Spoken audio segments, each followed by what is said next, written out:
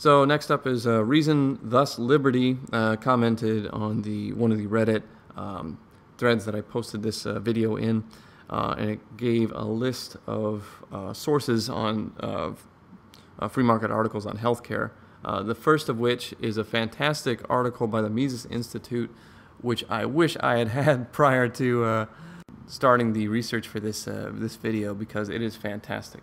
So I'm going to link to his web page, so you can click there and sort through those articles if you'd like some additional sources. Just really great stuff, especially the Mises article. I can't believe in my Google Foo I was not able to find that article, because it is great, and it's like, I don't know, I must have been channeling the author of that, or maybe I read it before or something, because it has a lot of the stuff that I was talking about the whole time. Okay, so Corvus133 commented on the YouTube video. Basically, he says that obesity was always his main argument as to why healthcare was so expensive. Obesity is the cause of a lot of American illness, and I don't have to get into too much detail, but I will say that we have one of the higher rates of diabetes in the world. 8% of our population is diabetic. 90% of those are type 2 diabetics, and almost all of those could have been prevented, or maybe even reversed to a large degree, to the point that where they don't need medical treatment, and they're not at risk for any adverse effects just by diet and exercise. So if you think about, this is a disease that's curable by diet and exercise in a lot of the circumstances, yet it's just running rampant in the United States. 40% of our population is obese. The vast majority are overweight. I believe it's like 70%. And this does have a huge role to play. But another thing that you should think about is, well, third-party payer removes the downward pressure on everything. And I think that also includes diabetes. Obesity, I should say. If you were to have a first-party payer system, basically you're paying direct cash for your medical treatment. Well, if you're overweight, if you have to be on antihypertensive medications, if you have diabetes, if you have high cholesterol, and you have to be on all these medications for all these different ailments.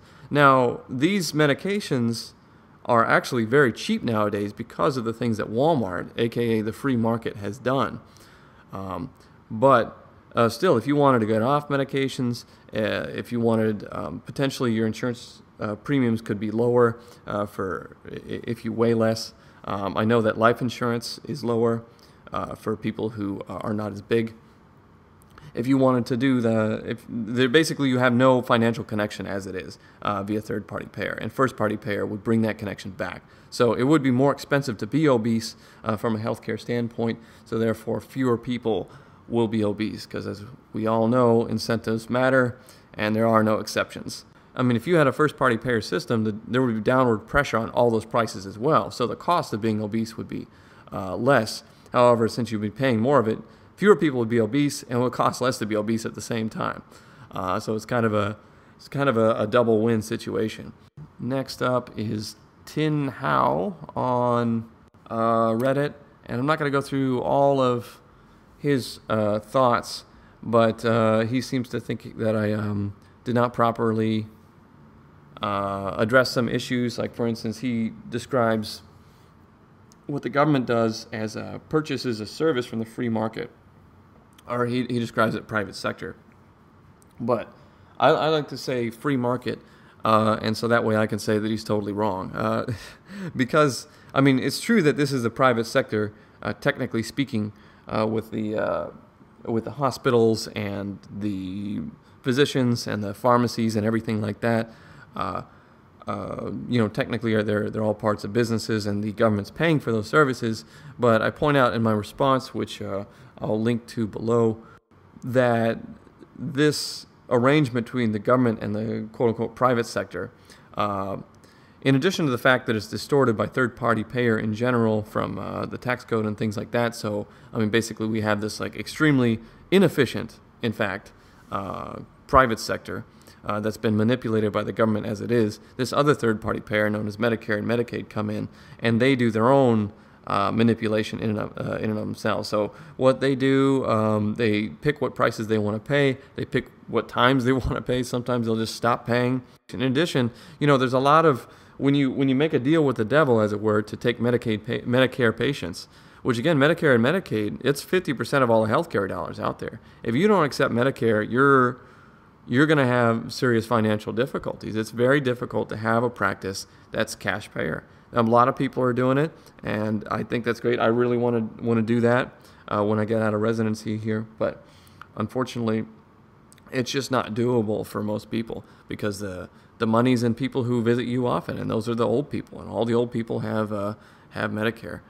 I mentioned some of the regulation that Medicare brings down. Medicare is a huge financial burden. Medicare was the original reason why we have outpatient billing departments. I mean, it used to be a cash register, right? And like an accountant with an accounts receivable book.